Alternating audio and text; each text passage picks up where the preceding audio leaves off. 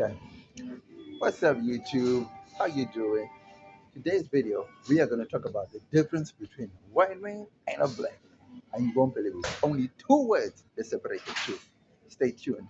But before we get into the video, you know we always have some fun, right? So let's have some fun. Holla.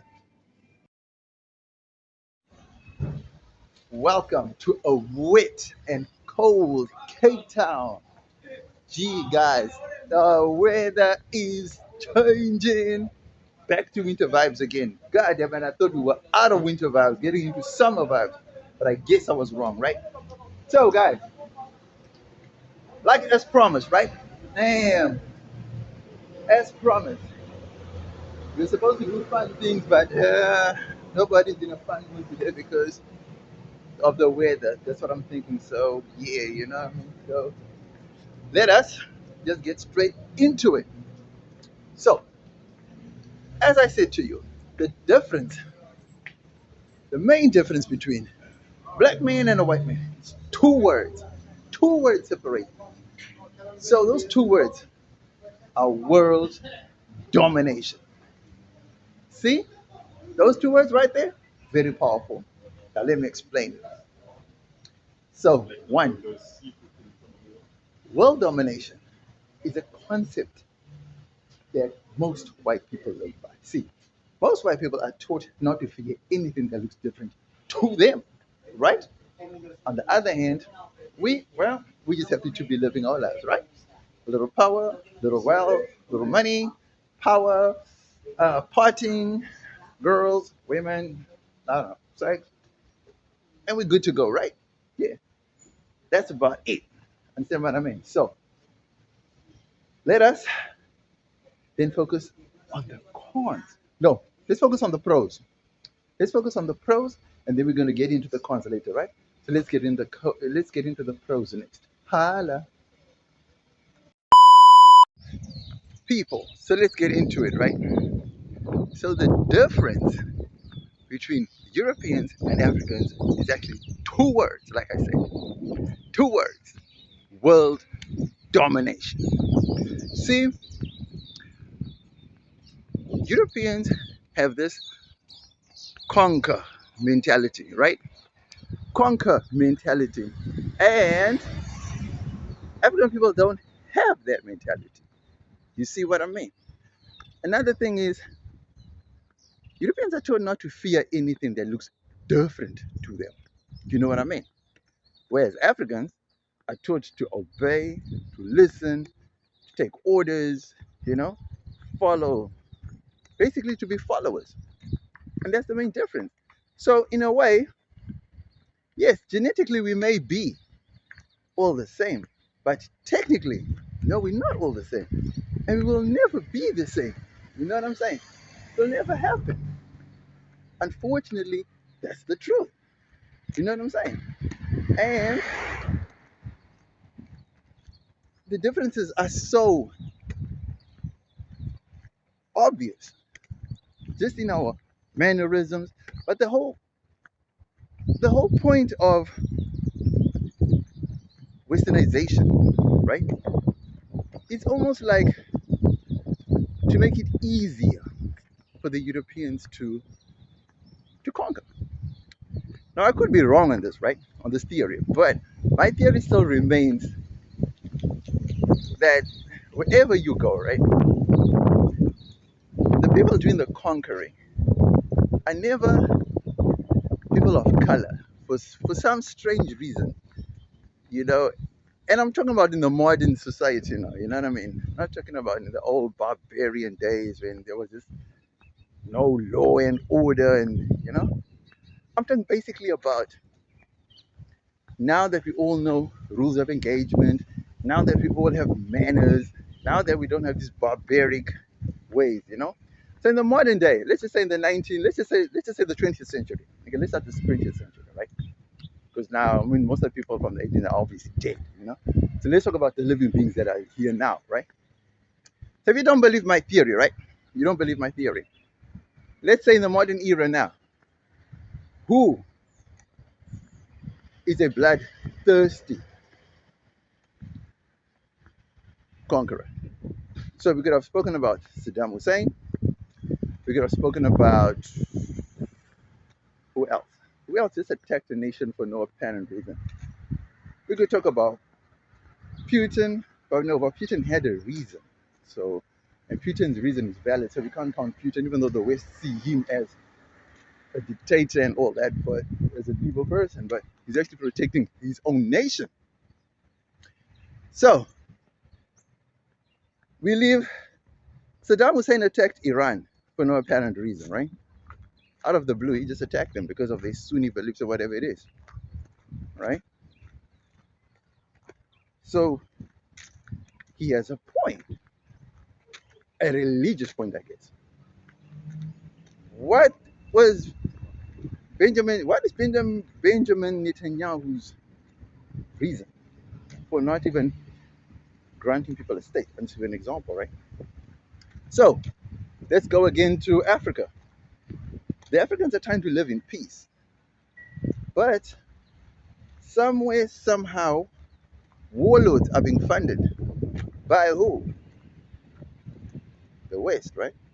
Like I tell you, Africans are not funding anyone anywhere to go cause havoc or war or trying to conquer any other country in any other continent. Africans are not. But people are coming to Africa. So, like I say to you, the difference between Africans and Europeans is just two words: world domination. You see, Africans are just happy to be alive, thriving, surviving, having enough for themselves and their families. You won't find Africans getting on a boat, on a plane, flying across oceans, going to go and take land that does not belong to them. No, no, no, no, no. See, we don't have that mental capacity to do that.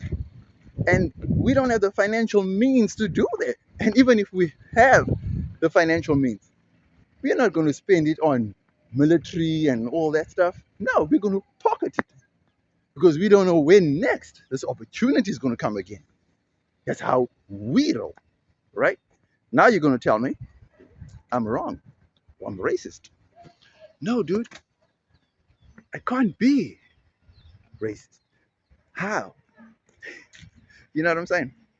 So I'm just pointing out the obvious, right? Now, a lot of people are going to disagree with me on this one, but I'm telling you now. Name me another race that is obsessed with world domination. I will wait. I will gladly wait. You know, and I can guarantee you now, you won't come up with any because there's only one race that's obsessed with world domination. You see what I mean? So, is it a good thing? Is it a bad thing? We get into that next. Holla. Okay, so the pros of world domination. One, one, it makes you develop stuff. It makes you create stuff. So, what world domination requires is technology, advancements in technology, infrastructure, in a whole host of things, right? Militarily, you name it, you know? There is no country that has conquered another nation without using advanced methods. So, one positive thing about having a world domination or world dominating attitude is that it forces you to become better, bigger than your proposed opponents. You know, if the Europeans came to Africa with bows and arrows, they would never have conquered. You know, the first time they came to South Africa and they got defeated is because they underestimated. Once they seen what they were up against, when they came back much more prepared with much more firepower. See, the advantage of wanting to be a world dominator forces you to become bigger and better than you currently are. So, with world domination, countries industries and economies get a big boost from world domination. Another good thing about world domination is, in a roundabout way, it it's forcefully, but it kind of like imposes another culture on another. It enforces a culture on another culture. It enforces another culture on another people, which could be a good thing, which could be a bad thing. Some countries take it, some countries don't accept it. So yeah, you can take it how you like. So those are the two things that I can think of. And obviously the mannerisms that come with the dominating force. So if they're good or bad, that could be a plus or minus. You know what I mean? So yeah, so the pros of world domination is advancement in technology, in infrastructure, in strength, in power, in everything. Second thing is, it brings new mannerisms and traditions and cultures, even though they forcefully impose that on you, which could end up being a good thing. Someone say it's a bad thing. And thirdly, world domination, it basically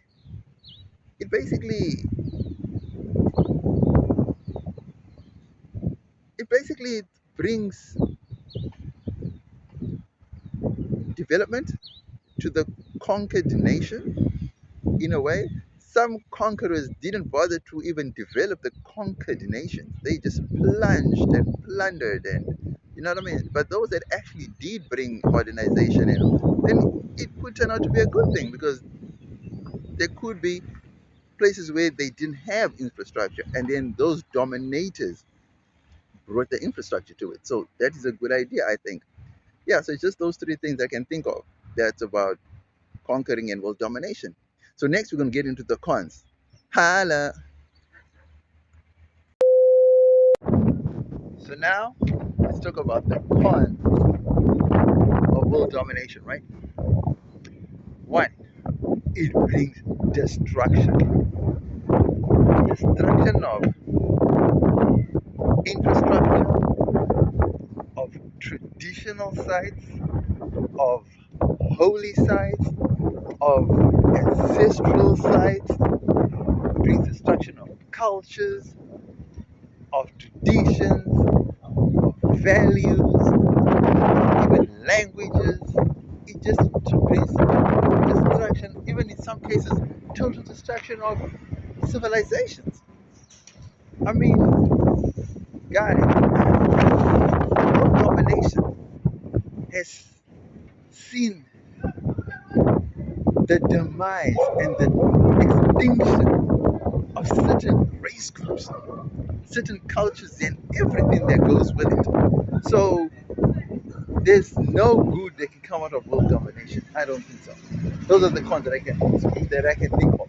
Let me know what you think in the comment section below. Holla!